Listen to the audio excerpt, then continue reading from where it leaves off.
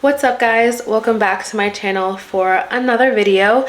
As I promised on my Instagram, we are going to discuss 2022 show plans and off-season update, and I'm also going to discuss a little update on my endometriosis situation. And I kind of discussed a little bit of what I've been going through and my experience with endometriosis a few videos ago, but since then I did have a doctor's appointment where I had an ultrasound and some other blood work done to kind of see what else is going on in there, if there's anything else going on, and what might be the cause of some of my symptoms, my discomfort, X, Y, and Z, and we did find out some things, so let's get to it. All in all, this has to be my favorite off season that I've had. I just feel like it's going really well. I've noticed plenty of improvements that we've made, my coach Paul and I, like we've been making in the last, I think, what is it, 5 or 6 months now we've had off. So I've been just loving having so much time off. I haven't had this much time off since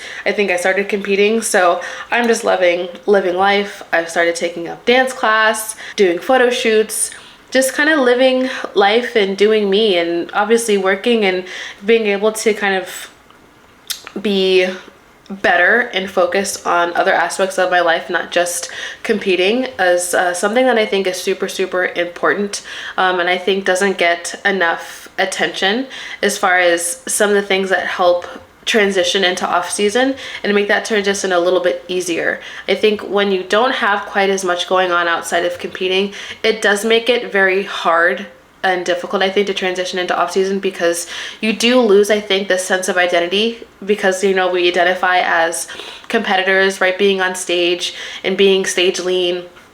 And I think there needs to be more emphasis on life outside of competing so that you have that balance, which is going to look different for everybody, but I do think it's important to make sure that you kind of maintain some perspective. So yeah, right now we're sitting at 130 pounds, which is about 15 pounds above my stage weight. Previous off seasons, I've actually been able to maintain a little bit lower than that. Last off season, I was about 7 to 8 pounds above stage weight. So going into this one, once I got past that mark, I was like, uh-oh, like what's going on? Like, am I doing something wrong? But I had to kind of, you know, have that talk with myself, right? The talk that I would have with my clients, and knowing that I have improvements that I need to make, knowing that we have, you know, 5-6 months off to improve before we get back on stage. Had I been so focused on staying small, I don't think we would have made the improvements that we made. So I'm not mad. I'm not complaining. Plus, I don't mind being a little a little thicker. I love the feeling of filling out my jeans, filling out my leggings. It's just, you feel cute. Right now, yep, like I said, we're 130 pounds, 15 pounds above stage weight.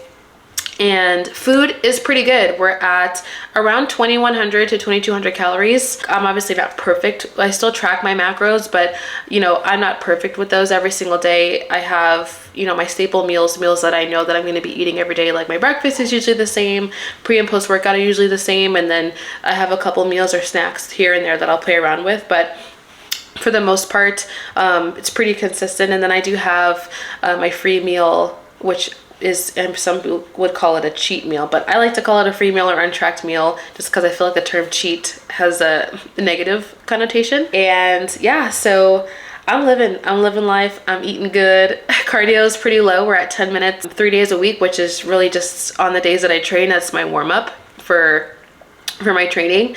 And yeah, like I'm training 3 days a week right now, which sounds low, I know, but I dial back the upper body training just because my upper body does like to grow a little quick. So really my upper body days are just really more for a light pump, circulation, blood flow, and it just feels good. I love the feeling of a good upper body and shoulder pump. I'm still not really training back. I think until we get feedback that I need to bring my back up, we probably won't do too much with my back just because my shoulders are so wide. I feel like the development that I have now is pretty much what we need to have a balanced physique on stage. That's why you don't really see me train back very often, but I do still train glutes 3 times a week. And the reason for that, one, I've been training long enough, my body's pretty much adapted to being able to train at that frequency. And then at the same time, training glutes 3 days a week, you know, each day is a little bit different. Some days are higher volume, some days are lower volume, and we push the weights. So, and the accessory movements are a little bit different. So each day is a little bit different with the assigned sets, reps, weights, and things like that. But shout out to Brett Contreras for helping me with my glute training. I've been following his programming for quite some time now, and my gosh, the gains are real. So thank you, Brett. So off season's going well. Now I want to kind of give you guys a little update on my endometriosis situation, since I did have my doctor's appointment where we went over some things. One, you can't see endometriosis on an ultrasound, which is why it has to be diagnosed laparoscopically. And then when they go in, not only do they diagnose it, but they'll, you know, do a procedure to remove the tissue. But I'll just recap. Endometriosis, for those of you who don't know, is a overgrowth of the tissue that's supposed to line the uterus, and it grows outside of that. It can attach and adhere to organs, the abdominal wall, and then obviously with that comes a number of symptoms, which some people have all the symptoms, some people have just a few symptoms. It's always going to be different from case to case. So if you do suspect that you have endometriosis, I would just discuss it with your doctor. I would also, if you feel like there's more cause for concern, sometimes your typical gynecologist doesn't quite know too much about it. They're not quite as educated in endometriosis. And in my personal experience, and I think experiences that I've heard of from other girls, it's always best to go see a specialist, like a fertility specialist or an endometriosis specialist, doctors that deal with that specifically, because in my past experience, doctors haven't taken it very seriously, and it can be quite frustrating. So it's best to go see somebody that knows exactly what you're talking about, that can actually help you and take your concerns seriously. In my appointment, we did a pelvic ultrasound, and we found some things I didn't know were there. So I do have a fibroid. I have a small fibroid that's grown in the wall of my uterus. So obviously fibroids can cause some issues, obviously severe cramping, pelvic pain, heavy bleeding in your cycles, and all that fun stuff. They also found what looks like adenomyosis. Adenomyosis is when the lining of the uterus grows into the muscular wall of the uterus. So not only does it grow outside, but it grew inside of the wall of my uterus, which can obviously, you can imagine, result in painful cycles, heavy bleeding, fatigue, nausea, all that fun stuff. You can just go and check all those boxes. So every single month I do experience those things. And then one other thing that we did find that I wasn't expecting was my right ovary looks like it's been affected by PCOS. With PCOS, when I was reading up more about it, it did explain, so I did have some breakouts on my jaw, breakouts on my cheeks, that were definitely worse than they are now. I do still have some scarring left, and that's why sometimes you'll see a little bit left just on my jawline and on my cheeks, because PCOS actually, one of the symptoms is acne, but it does actually result too in sometimes an increase in male hormones. So other things like oily skin and things like that. With that comes possibly decrease in your female hormones like estrogen. And you know, similar to, have you ever hear guys talk about how their testosterone is low, they get depressed, they get anxiety. When your estrogen is low as a female, you experience similar symptoms. And all of 2020, you might have heard me talk about it a couple years ago, you know, when I was going over my 2020 season and how that was. I did suffer from depression and anxiety pretty frequently, where I just felt like I was not only constantly just sad and anxious, and it was, you know, it was definitely a struggle trying to manage that while being in a contest prep. I also felt very inflamed and just off. I just did not feel good. I did not feel like myself. And come to find out, the birth control that I was on was probably the worst possible decision based off of my hormone profile and just what that did to my hormones, and it just made my symptoms worse. I was on the Nexplanon arm implant birth control. That's what I had for about 2 years, until I realized, okay, this might be what's causing things to kind of really be in a downward spiral. That being said, you know, we definitely got some more answers, things that kind of, you know, made sense as I was going over, okay, this is how I've been feeling, this is you know, what could be causing it.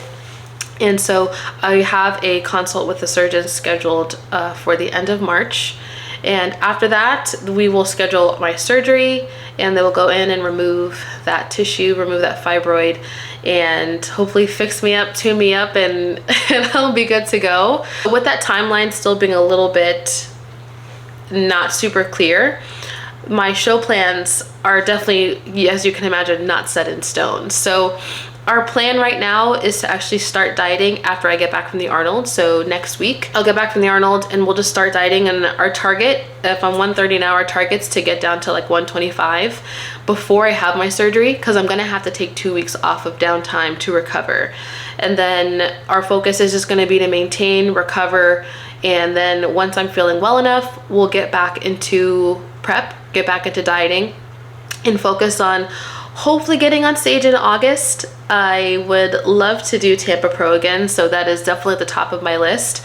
I would have loved to compete sooner, but it's just got to take care of me. August is our target. There's a couple shows in August I want to do aside from Tampa Pro, but like I said, nothing's set in stone yet. So Paul and I are constantly communicating about it. I'll be obviously keeping him informed on how things are going with my doctor's appointment and what plans are for surgery dates and things like that. And we'll just take it one day at a time. But yeah, if you have any questions about any of the endometriosis, adenomyosis, PCOS, anything that I discussed in this video, either leave it in the comments or you can shoot me a message on Instagram. Just shoot me a direct message. I know sometimes those things can be a bit private. There are, you know, some symptoms that I don't even want to discuss on here just because they're a bit personal, but just know that I understand. Also, I mean, that being said, obviously I'm okay, right? I'm still in the gym, I'm still training, I'm still eating. You know, it's gonna affect everybody differently, but it definitely doesn't mean that I'm down and I'm out and I'm not capable. You know, even with all of this going on, I've still managed to get on stage and improve my physique, improve my placings, win pro shows, make it to the Olympia stage, place top 10. And so I think the biggest takeaway I hope, you know, that you guys get from this too is you can still do cool things, right? It doesn't you don't have to be a victim of the things that you're experiencing. And I know it's easier said than done, but I might just do another video just kind of maybe going over some things that I feel like have helped me manage the stress, the depression, and the anxiety that I experienced with, you know, my current condition and what's been going on. And yeah, I'll be doing an IG live on my Instagram. I would love to do like a Q&A kind of style IG live, going over just what my experience has been, kind of recapping a little bit in this video as well. Leave the kind of floor open for you guys to ask questions and I can answer them. I like doing it that way too. So that is all for this video. There is your off-season update, show plans for 2022, and a little update on my endometriosis situation. And as I get more answers, as I go through this process and this journey, I will continue sharing this with you guys because I've just received some awesome feedback and support from women who've had their own experiences with trying to manage their reproductive health, and I love that. And it's been awesome hearing that my experience and me sharing my experience has encouraged you guys to go get your own stuff figured out. So that's all for this video. Thank you guys for sitting and chatting with me, and I'll catch you in the next one. Bye.